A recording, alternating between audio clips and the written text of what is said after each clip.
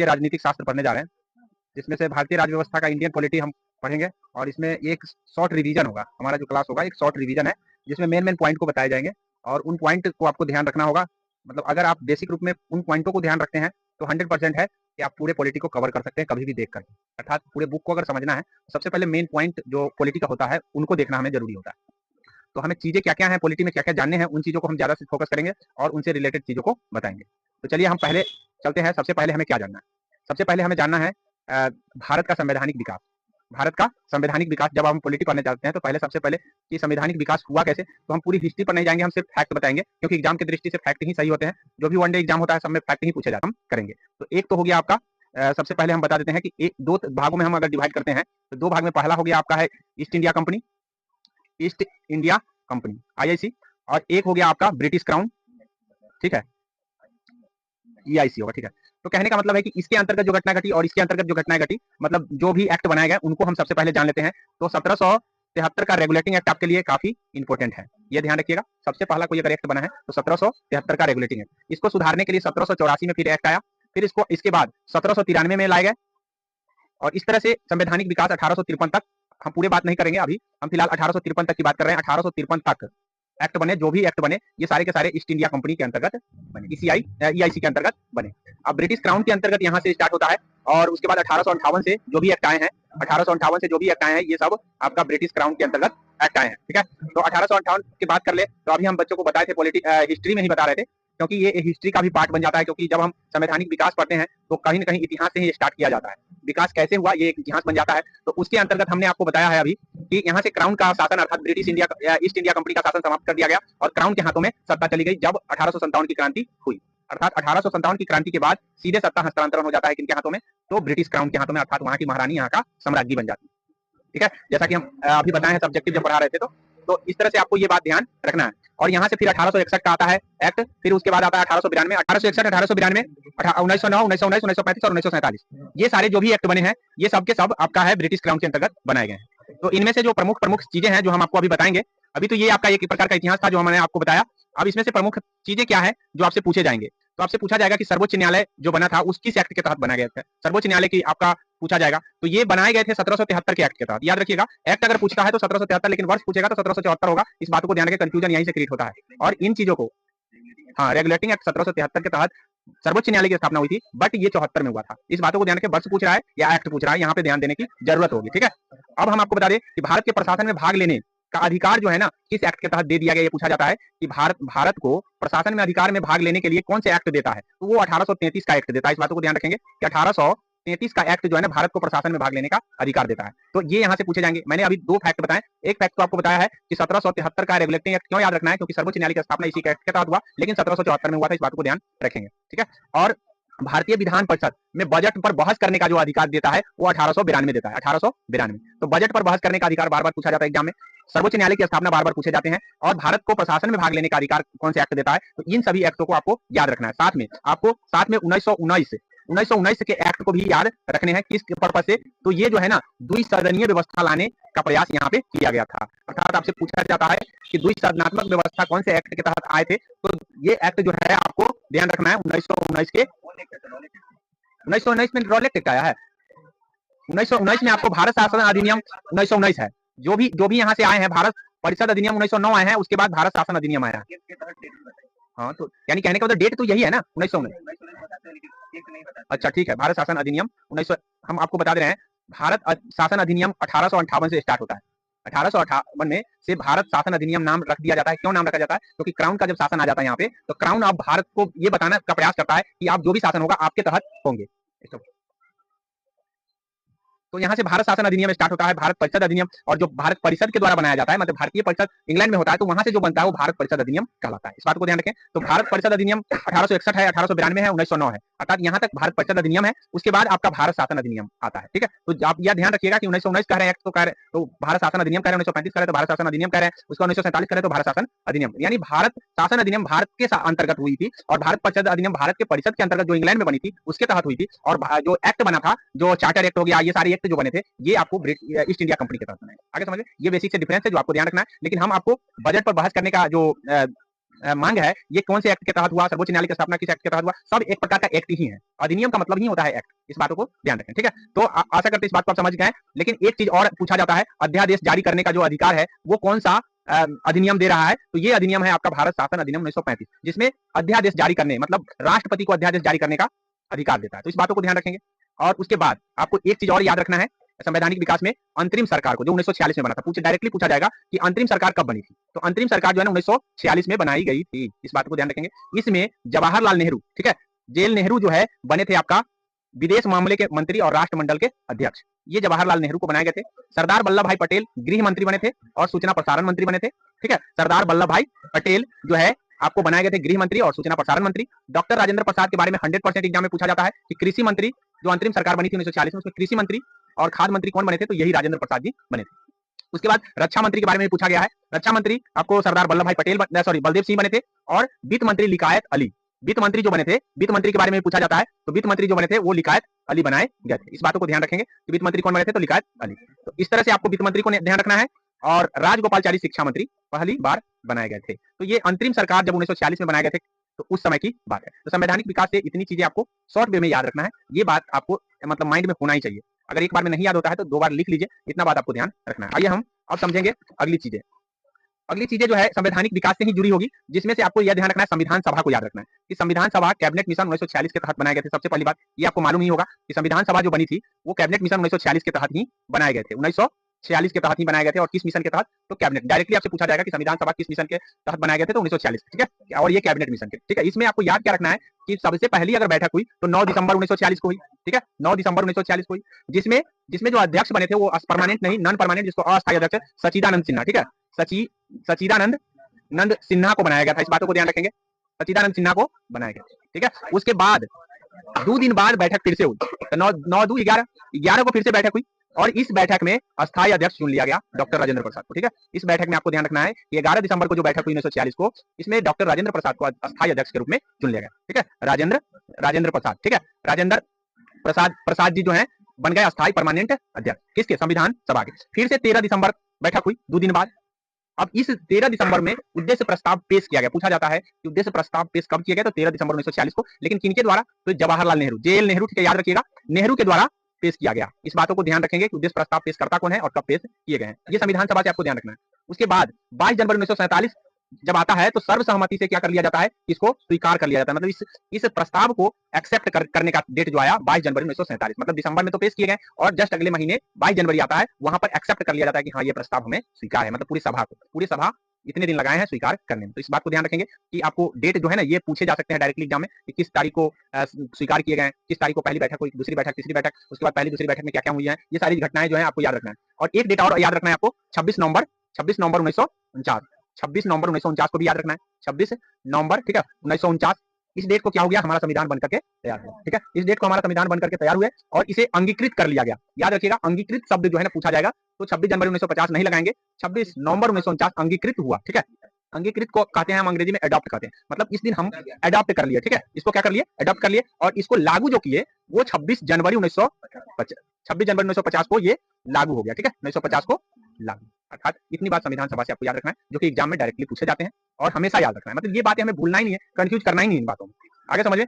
अब उसके बाद आपको डायरेक्टली वे में आपसे ये पूछा जा सकता है कि जब संविधान सभा बनाए गए थे तो उसमें कुछ मेंबर्स थे, जो मेंबर के बारे में समितियां थी, समितियां के बारे में भी पूछे जाते हैं। तो समिति के बारे में आपको ध्यान रखना है, कौन कौन सी समिति थी। सबसे पहले ये बात याद रखना है कि समितियां कौन कौन सी थी। तो मैं समितियां की अभी चर्चा करता हूँ 1 नंबर 2 नंबर करके, हालांकि लिखने में यहाँ प्रॉब्लम हो रहे हैं जिसके कारण हम सब लिख नहीं रहे हैं। तो यहाँ पे सिर्फ हम बता रहे हैं, आप लिख लीजिएगा, ठीक है। तो यहाँ देखिए, पहला समिति की बात करें तो पहली समिति थी आपका संघ शक्ति समिति। और संघ शक्ति समिति के जो मेन हेड बनाए गए थे वो जेल नेहरू को बनाए गए थे, ठीक है।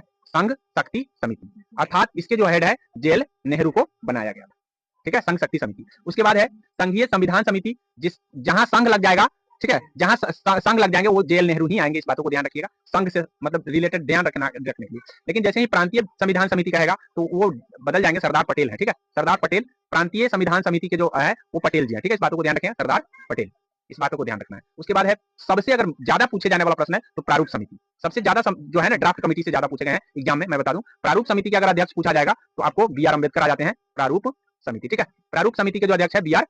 अम्बेडकर जी, ठीक है। इस बातों को ध्यान रखें। प्रारूप समिति के अध्यक्ष अलग अलग मतलब कितने समिति बने थे, तो कई समितियां बने थे, जिसमें से कुछ समिति का नाम आपको ध्यान रखना है। प्रारूप समिति, मौलिक अधिकारों के अल्पसंख्यक समिति जिसमें पटेल ही बने थे। उसके बाद है प्रक्रिया नियमन समिति, डॉक्टर राजेंद्र प्रसाद। प्रक्रिया नियमन समिति डॉक्टर राजेंद्र प्रसाद। राज्यों के लिए जो समिति बने थे वो जवाहरलाल नेहरू को ही बनाए गए थे। और संचालन समिति, प्रक्रिया नियमन और संचालन दोनों डॉक्टर राजेंद्र प्रसाद बने थे। प्रक्रिया नियमन और संचालन, तो ये बात आपको ध्यान रखना है, इस बातों को ध्यान रखेंगे। उसके बाद है प्रारूप समिति के गठन के बारे में पूछ लिया जाता है कि समिति जो गठन हुआ था ये कब हुआ था, तो ये इस समिति का जो गठन हुआ था 29 अगस्त को हुआ था 1947 में। 1947 ये ड्राफ्ट कमेटी के गठन के बारे में पूछा गया एग्जाम में, आपको ध्यान रखना है। तो इतनी बातें संवैधानिक विकास से संबंधित मैंने बता दिया। अब ये संवैधानिक जब विकास हुआ तो अब हमारी प्रोसेस जो आती है कि हम इन स्रोतों को लाएं कहां से, मतलब जब हम हमारा संविधान जब जन्म लिया तो यहाँ से डेवलप करना शुरू करेगा। जब डेवलप करना शुरू करेगा तो हम कैसे कैसे इसको डेवलप करेंगे, तो कहीं ना कहीं से हम इनके सोर्सेस होंगे जहां से डेवलप किए जाएंगे। तो अब हम इनके सोर्स बता रहे हैं, मतलब ये कहां से हमारे संविधान इतने डेवलप हो गए, ठीक है। तो उनके सोर्स को बताने का हम अभी प्रयास करेंगे कि भाई हमारा जो संविधान है वो डेवलप होने का कई देशों से हमने अपने संविधान को बातों को ग्रहण किया, तो उन चीजों को हमको जानना जरूरी है कि भाई कौन कौन से देश से क्या क्या हमने ग्रहण किए। तो सबसे बड़ा अगर छाप देखते हैं तो दो देश का जो बातें हैं वो हम ज्यादा शामिल किए हैं, उनमें से संयुक्त राज्य अमेरिका और ब्रिटेन, दो देश जो है ना काफी प्रभावित किए हमारे संविधान को। मतलब हमसे जब सब्जेक्टिव वे में पूछा जाता है कि हमारे संविधान को ज्यादा प्रभाव किसने छोड़ा है, तो ये दो देश का प्रभाव। लेकिन अगर भारत शासन अधिनियम 1935 की बात करें तो अधिकतर प्रभावित 2/3 हिस्सा जो है ना भारत शासन अधिनियम 1935 से ही लिए गए। और ये बनाए किसके गए थे, ये बनाए गए थे अंग्रेजों के द्वारा, क्योंकि उस समय हमारा देश आजाद नहीं था। लेकिन फिर भी हम वहां से 2/3 हिस्सा, मतलब अगर 3 बातों में से 2 बात अगर हम शामिल किए हैं तो भारत शासन अधिनियम 1935 से ही लिए हैं, क्योंकि वहां की बातें अच्छी थी और सारा जो लागू किया गया था कहीं ना कहीं हमारे राष्ट्रीय आंदोलनकर्ता के कहने पर लागू किए गए थे। तो स्वाभाविक है कि वो लोग डायरेक्टली एक्सेप्ट कर लिए कि हाँ ये चीज सही है, क्योंकि ये तो हम ही ने लागू करवाया। आगे समझे, तो 1935 का जो अधिनियम है वो काफी हमारे संविधान को प्रभावित कर रखा है। लेकिन देश की बात करें तो ब्रिटेन एंड संयुक्त राज्य अमेरिका। तो हम पहले अमेरिका की बात करेंगे कि अमेरिका ने किस क्या क्या चीज है जो हमें अमेरिका के मतलब अमेरिका से हम प्रभावित हुए हैं। तो कभी कभी पूछा जाता है कि हम भारत के लोक प्रस्तावना में लिखा हुआ है, ये कहां से हम लोगों ने सीख लिया ऐसा लिखना, तो ऐसा लिखना हमने अमेरिका से ही सीखा, ठीक है। हम भारत के लोक प्रस्तावना में लिखा है पहले, तो ये कहां से सीखे, ये प्रस्तावना के जो ये शब्द हैं ये अमेरिका से लिए हैं, ठीक है। उसके बाद जो हमारे संविधान में मूल अधिकार है ये हमने कहां से सीख लिया, तो ये भी हमने अमेरिका से। तो हमने प्रस्तावना की लाइन, हमने मूल अधिकार, ये हमने अमेरिका से सीखे हैं, ठीक है। सर्वोच्च न्यायालय और उच्च न्यायालय को पद से हटाए जाने की जो प्रोसेस है ये भी हमने अमेरिका से सीखा, ठीक है। साथ ही राष्ट्रपति पर हम महाभियोग लगा के हटा सकते हैं, तो राष्ट्रपति को भी हटाने का तरीका हमने अमेरिका से सीखा है। सर्वोच्च न्यायालय उच्च न्यायालय को हटाने का तरीका हमने सीखा है। और न्यायिक पुनर्वलोकन होता है, अर्थात सर्वोच्च न्यायालय क्या करते हैं कि अपने ही फैसले को फिर से उसका अवलोकन करते हैं, तो ये भी बात हमने अमेरिका से ही सीखा है, ठीक है। और राष्ट्रपति के पद होंगे, तो पद किस तरह से कैसे पद होंगे, जैसे अमेरिका में भी राष्ट्रपति हैं तो हमारे यहाँ भी राष्ट्रपति है, तो ये पद जो है ना बनाना हमने अमेरिका से ही सीखा, ठीक है। तो इतनी बातें आपको ध्यान रखना है जो हमने अमेरिका से सीखा। अब हम आपको बताते हैं ब्रिटेन से कि ब्रिटेन से हमने क्या सीखा। तो अमेरिका के बाद आप समझ गए होंगे प्रस्तावना के शब्द, मूल अधिकार, उसके बाद है न्यायपालिका का पुनर्वलोकन, उसके बाद न्यायपालिका उच्च न्यायालय और सर्वोच्च न्यायालय के जज को हटाने की तरीकाएं, उसके बाद राष्ट्रपति के पद से महाभियोग लगाने की तरीकाएं, ये सारी चीज हमने कहां से सीख लिया, अमेरिका से।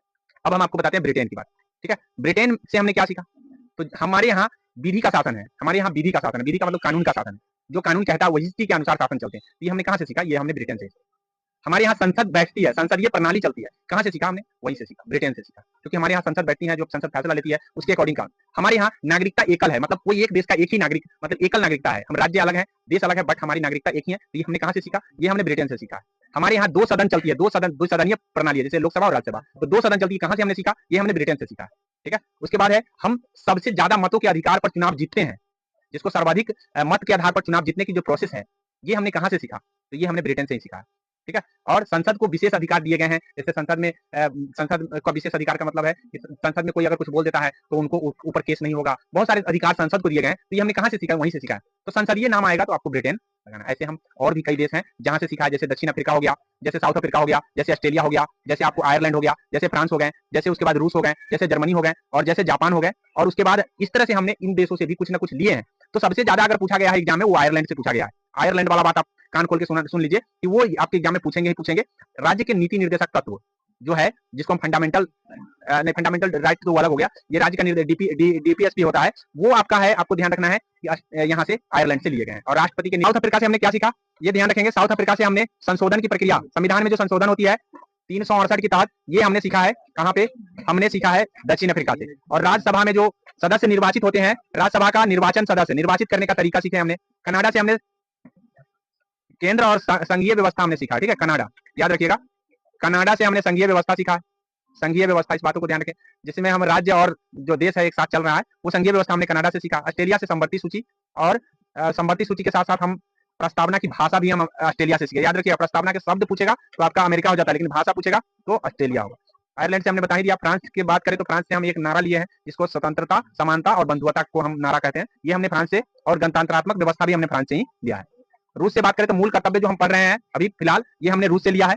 और उसके बाद जर्मनी की बात करें तो आपातकाल संबंधी अधिकार जो है, आपातकाल में कैसे अधिकार होंगे, ये हमने जर्मनी से सीखा। और जापान में विधि द्वारा स्थापित प्रक्रिया हमने सीखा है। विधि का शासन कहेगा तो ब्रिटेन से, लेकिन विधि द्वारा स्थापित प्रक्रिया कहेगा तो जापान से। इतनी बात आपको ध्यान रखना है, मैंने सोर्सेस आपको बता दिया है।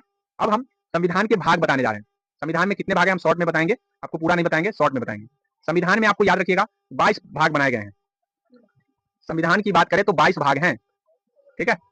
अब 22 भाग मुख्य रूप से जिस समय बनाए गए थे उस समय है, लेकिन उसी में क ख ग करके जो है ना बढ़ा दिए गए हैं, तो उसको बढ़ने से 25 टोटल पूछेगा तो 25, ठीक है। यह याद रखेंगे क्योंकि ये डायरेक्टली पूछा जाएगा कि संविधान में कुल कितने भाग हैं, तो कुल जो है 25 है, लेकिन सीधे संविधान का भाग जो पूछेगा या मूल संविधान में संविधान के भाग कितने हैं, तो ये 22। इस बातों को ध्यान रखेंगे। अगर हम 22 की बात करें तो पहला है संघ और उसके राज्य क्षेत्र। संघ और उसके राज्य क्षेत्र पहला है। दूसरा नागरिकता है। तीसरा में आपको मूल अधिकार है। चौथा में राज्य के नीति निर्देशक तत्व है, जिसको हम डीपीएस बोलते हैं शॉर्ट में। अगर हम बात करें पूरा तो directive principle of state policy हम उसको बोलते हैं, डीपीएसपी उसी को नाम है। और यही चीज हमने बताया था कि राज्य के नीति निर्देशक तत्व आयरलैंड से लिए थे। आयरलैंड आपको याद रखना है, ठीक है। और हमने रूस से जो लिया है मूल कर्तव्य को, जो कि भाग 4 में है, ठीक है। भाग 4 में है मूल कर्तव्य। तो आपसे डायरेक्टली यही पूछा जा सकता है कि भाग 4 में क्या है, तो भाग 4 में है मूल कर्तव्य। मूल अधिकार जो है अमेरिका से लिए हैं, जो भाग 3 में है। ये दोनों बात आपको एक जगह याद रखना है। वैसे जब 5 में पहुंचते हैं तो संघ है, 6 में राज्य है, 7 में संपत्ति सूची है, अनुसूची जिसको हम भाग जो है 7 में रखा गया है। हालांकि आगे चल करके ये इसमें 29 अनुसूचियां जो है ना निरस्त कर दिए गए हैं, 29 नंबर। केंद्र शासित प्रदेश की बात करें तो 8 अभी केंद्र शासित प्रदेश है और वह 8वें भाग में भी है। इस बातों को ध्यान रखेंगे। उसके बाद आपको हम बता दें कि 9 नंबर में पंचायत है। 9 नंबर में पंचायत आपसे पूछा जा सकता है कि पंचायत कितने नंबर भाग में है, 9 नंबर, ठीक है। 9 नंबर में पंचायत है। उसके बाद 9 के अब ख बना दिए गए, मतलब 9 के क और 9 के ख बनाए गए हैं। तो क में नगर पालिका और ख में सहकारी समिति, नया बना है, इसी लेकर के जो है ना 25 पूरा है। तो क और ख बन गया, इसलिए 9 के क बनाए नगर पालिका के लिए, 9 के ख बनाए सहकारी समिति के। पहले से सहकारी समिति नहीं था संविधान में, लेकिन ये संशोधन करके जोड़ा गया है। तो ये याद रखेंगे 2011 के तहत ये संवैधानिक संशोधन करके और इसको बनाया गया, ठीक है। तो इस बातों को ध्यान रखेंगे। उसके बाद है आपको 10 में की बात करें तो SC ST है, SC ST के बारे में बताया गया है। उसके बाद आपको है 11 की बात करें संघ और राज्य के संबंध, मतलब रिलेशन बताया गया कि क्या संघ और राज्य में कैसे संबंध रहेंगे। उसके बाद 12 में बताया गया है वित्त संपत्ति विवाद और बाद। वित्त संपत्ति विवाद और बाद ये 12 के हैं। तो सभी भाग आपको याद नहीं रखने हैं, आपको 3 भाग शुरू से याद रखना है। एक पंचायत वाली बात याद रखना है, और एक बात आपको संविधान संशोधन जो 20 नंबर भाग में है, और एक बात आपको याद रखना है 18 नंबर जो आपात है। तो 18, 20 और ऊपर से 3 एक पंचायत। इतनी बात आप लोगों को हमेशा याद होना चाहिए, क्योंकि ये यहाँ से बार बार पूछे जाते हैं, ठीक है। तो आशा करते हैं इस बात को आप समझ गए होंगे। अब हम भारत की अनुसूचियां बात करें, शेड्यूल, भारत का शेड्यूल की बात कर लेते हैं। मतलब भारत में कुल कितने शेड्यूल इन इंडियन कॉन्स्टिट्यूशन, मतलब आपके इंडियन कॉन्स्टिट्यूशन में, ठीक है, इंडियन कॉन्स्टिट्यूशन में कितने शेड्यूल बनाए गए हैं। तो टोटल शेड्यूल जो है आपका 12 शेड्यूल है, ठीक है। आपको ध्यान रखना है, शेड्यूल का मतलब होता है अनुसूचियां, शेड्यूल्स मतलब अनुसूचियां। अब ये अनुसूचियां टोटल के टोटल कितने हैं, 12। तो हम इन अनुसूचियों को शॉर्ट में बताने का प्रयास करेंगे। आपको ये ध्यान रखना है कि अगर भारत की मूल संविधान की बात करें तो उस समय 8 अनुसूची थी, लेकिन 4 बढ़ा करके 12 कर दिया गया। बात समझे। तो मूल संविधान जैसे ही पूछेगा वैसे ही आपको ध्यान रखना है 8, लेकिन जैसे ही अभी पूछेगा तो 12, ठीक है। अब 8, ये 4 को है जो ना आगे चल करके बढ़ाए गए हैं। 8 अनुसूची पहले थे, अभी 12 है। अब हम नए राज्य का जैसे जैसे गठन होता है वैसे वैसे मतलब प्रोसेस और प्रक्रियाएं चेंज होती रहती हैं। पहली अनुसूची की बात कर लेते हैं। तो पहली में आपको दिया है राष्ट्रपति, राज्यपाल, लोकसभा, विधानसभा और उनके अध्यक्ष उपाध्यक्ष की बातें जो है ना, वहां से वेतन उतन की बात, पेंशन उनशन की बात उनकी की गई है। तो मुख्य रूप से आपको पेंशन की बातें हैं, आप पेंशन याद रखिएगा। जैसे ही पेंशन याद रखेंगे, ठीक है, ये सॉरी ये दूसरी अनुसूची में है, पहली अनुसूची में नहीं। पहली अनुसूची में पेंशन नहीं, दूसरी अनुसूची में पेंशन। पहली अनुसूची में आपको राज्य और संघ के क्षेत्र के बारे में बताया गया है। पहला शेड्यूल में राज्य और संघ क्षेत्र कितना कितना रहेगा उसके बारे में, मतलब पहला में क्षेत्र है और दूसरा में पेंशन है। तो पेंशन याद रखेंगे। जैसे ही आपसे बड़े बड़े जो अधिकारी जैसे राष्ट्रपति हो गए, राज्यपाल हो गए, जैसे लोकसभा के अध्यक्ष उपाध्यक्ष हो गए, जैसे मतलब बड़े नियंत्रक महालेखा परीक्षक हो गए, मतलब संवैधानिक अधिकारी जो भी है, वो आपको उनके पेंशन की बात की गई है दूसरी अनुसूची में, दूसरा शेड्यूल में, ठीक है। फर्स्ट शेड्यूल संघ और राज्य क्षेत्र है, दूसरा शेड्यूल आपका है पेंशन। आगे समझ में। और तीसरा शेड्यूल की बात कर लेते हैं। तो तीसरा शेड्यूल में शपथ है। जो बड़े बड़े अभी हम बताए हैं, राष्ट्रपति हो गया, जैसे आपका हो गया विधानमंडल के सदस्य हो गए, राज्य के मंत्री हो गए, न्यायाधीश हो गए, बड़े बड़े जो इसमें भी अधिकारी समय, उन सभी का शपथ की चर्चा है। मतलब उनको शपथ लेना पड़ेगा हर हाल में, ठीक है। शपथ लेने की चर्चा तीसरी अनुसूची में है। चौथी अनुसूची में बात कर ले तो राज्य और संघ क्षेत्र के राज्यसभा के, मतलब राज्यसभा में सीट कैसे बंटवारा होगा उनकी चर्चा है। राज्यसभा, इस बातों को ध्यान रखिएगा, राज्यसभा में सीटों की बंटवारा है। कौन सी, चौथी अनुसूची में, ठीक है। तो 3 तो ऊपर से आप याद कर लीजिए, एक संघ क्षेत्र है, संघ और राज्य क्षेत्र, दूसरा है आपका पेंशन, और तीसरा है आपका शपथ, चौथा है राज्यसभा में सीटों का बंटवारा। ठीक है, पांचवा की बात कर लेते हैं। तो पांचवा और छठा एक जगह याद रखेंगे, क्योंकि यहाँ दोनों जनजाति से जुड़ा हुआ है, दोनों ही जनजातियों से जुड़े हैं। लेकिन तो फिर दो को क्यों बना दिया गया सर, एक ही जगह नहीं कर देते? तो जनजाति जो पांचवी अनुसूची है, पूरी जनजाति, पूरे देश की जनजाति की बात किया गया है, लेकिन छठी जो अनुसूची है उसमें कुछ खास राज्यों की जनजाति की बात की गई है, जैसे असम, मेघालय, त्रिपुरा, असम, मेघालय, त्रिपुरा, मिजोरम। ठीक है, इन ये खास राज्य हैं जो पूर्वी राज्य हैं, उत्तर पूर्वी राज्य हैं, और यहाँ के जनजातियों को विशेष राइट दिए गए हैं ताकि यहाँ के जनजाति टूटे ना। ठीक है, यहाँ पे बराबर विद्रोह होते रहते हैं, इसके कारण जो है ना यहाँ पे खास राइट बना करके और इनको छठी शेड्यूल में डाला गया। तो पूछा जा सकता है कि छठी शेड्यूल में कौन कौन से राज्य हैं, ऐसे पूछे जाते हैं। ठीक है, उसके बाद है सातवीं अनुसूची में आपको ध्यान रखना है, 3 सूची बनाए गए हैं जो आप पढ़े भी होंगे। 3 सूची में आपको संघ सूची है। ठीक है, 3 सूची में एक संघ सूची है, दूसरा राज्य सूची है, और तीसरा संवर्ती सूची है। ठीक है, संवर्ती। तो ये तीनों सूची कहां मिलेंगे आपको? शेड्यूल नंबर 7 में। आपसे पूछा, डायरेक्टली पूछा जाएगा कि शेड्यूल नंबर 7 में कौन से हैं, तो संघ, राज्य और संवर्ती। ठीक है, ये और 8वां आपके एग्जाम के दृष्टि से महत्वपूर्ण होगा, ये भाषा से संबंधित है। 8वीं अनुसूची में भाषा है, और हमारे संविधान में अभी तक कितने भाषा को शामिल किया जा चुका है आपको पता होगा? तो टोटल अभी तक 22 भाषा को शामिल किया गया। ऐसे 24 भाषा हैं जो मान्यता प्राप्त हैं, लेकिन 22 भाषाएं हैं जो संविधान में शामिल है। इस बातों को ध्यान रखेंगे। उसके बाद आपको ध्यान रखना है कि 9वीं अनुसूची से जोड़ना चालू हुआ। ठीक है, पहले 8 को था, 8 को मैंने मूल संविधान का बता दिया। 9वां जो अनुसूची होगा, ये 9वां अनुसूची आपको ध्यान रखना है कि ये भूमि से संबंधित है। ठीक है, ये भूमि से संबंधित है 9वीं अनुसूची। और 10वीं अनुसूची दल बदल है, दल बदल हो जाता था, तो इसके लेकर के संशोधन हुआ और दल बदल जो है ना कानून लाए गए। तो ये कौन से शेड्यूल में डाले गए? तो 10वीं अनुसूची। ठीक है, और 11 नंबर अनुसूची जब पंचायत को संवैधानिक बनाया गया। पंचायत पहले संवैधानिक नहीं था, लेकिन आगे चल करके देखा गया कि भाई किसी राज्य में पंचायत का चुनाव हो रहा है, किसी में मन होता है तो हो रहा है, नहीं हो रहा। ऐसे में कहा गया कि भाई अगर देश के व्यवस्था को सही करना है तो आपको पंचायत के जो चुनाव है उनको प्रोसेस को संवैधानिक बनाना पड़ेगा, और तब जाकर के 11वां नंबर अनुसूची बनाया गया। 11वां नंबर अनुसूची बनाए गए, जो कि 73वां संविधान संशोधन के जरिए बना। 73वां संविधान संशोधन जब हुआ तो 11 नंबर की अनुसूची बनाया गया। फिर उसके बाद जब गांव में पंचायत में अगर संवैधानिक दर्जा दिया गया तो नगर को भी पंचायत का दिया गया दर्जा। तो उस समय जो दर्जा दिया गया तो उस समय आपका 12वां अनुसूची तैयार हो गया। तो इस तरह से टोटल 12 अनुसूची की कहानी है जो मैंने आपको बता दिया। ठीक है, अनुसूची आशा करते हैं समझ गए होंगे। आइए हम समझते हैं। आप 10 मिनट, चलिए आइए देखते हैं। अब हम भारतीय संविधान की विशेषता से प्रश्न पूछे जाने वाले प्रश्नों को पढ़ेंगे, और ये सेक्टर आपके एग्जाम की दृष्टि से महत्वपूर्ण होगा। भारतीय संविधान की विशेषता। ठीक है, फीचर ऑफ इंडियन कॉन्स्टिट्यूशन। ठीक है, फीचर ऑफ इंडियन कॉन्स्टिट्यूशन से प्रश्न बार बार पूछे गए हैं, और यहीं से बच्चे ज्यादा कंफ्यूज होते हैं, इसलिए इस बातों को ध्यान रखेंगे कि यहाँ से आपको याद होना जरूरी है। क्या क्या चीजें हैं जो आपको जानना चाहिए? सबसे पहले तो ये जानना चाहिए कि हमारे जो संविधान में है वो राष्ट्र का उल्लेख, मतलब हमारे राष्ट्र के किस रूप में, किस नामों से उल्लेख किया गया है? तो इंडिया दैट इज भारत, इस नामों से उल्लेख किया गया है। हम डायरेक्टली अगर हम कॉन्स्टिट्यूशन पढ़ते हैं तो आपसे पूछा जाएगा, अच्छा कॉन्स्टिट्यूशन का आप ज्ञाता है तो बताइए कि हमारे संविधान में हमारे राष्ट्र को किस रूप में उल्लेख किया, किस नामों से उल्लेख किया गया? तो इंडिया दैट इज भारत। इसी को हम इंडिया अर्थात भारत, हिंदी में बोलते हैं इंडिया अर्थात भारत। ठीक है, अब हम उसके बाद पूछा जाता है कि बताइए हमारे यहाँ शासन प्रणाली कैसी है? तो हमारे यहाँ जो शासन प्रणाली है वो संसदनात्मक है, संसदनात्मक शासन प्रणाली। ठीक है, ये चीज आपको ध्यान रखना है कि हमारे यहाँ जो शासन प्रणाली होंगे वो संसदनात्मक होगा। ठीक है, संसदनात्मक होगा शासन प्रणाली। एक शासन प्रणाली होती है अध्याक्षात्मक। क्या होती है? अध्याक्षात्मक। ये शासन प्रणाली अमेरिका में। और याद रखिएगा कि आखिर ये दोनों में डिफरेंसेस क्या है। तो यहाँ पे जो है ना कार्यपालिका का वर्चस्व होता है, अर्थात राष्ट्रपति जो चाहेंगे वो करते हैं। लेकिन हमारे यहाँ संसदनात्मक प्रणाली है, तो हमारे यहाँ क्या डिफरेंसेस है? हमारे यहाँ डिफरेंसेस ये है कि हमारे यहाँ जो विधायिका जो होती है, विधायिका का कार्यपालिका पर नियंत्रण होता है, अर्थात जो विधायिका डिसीजन लेती है वो कार्यपालिका को मानना।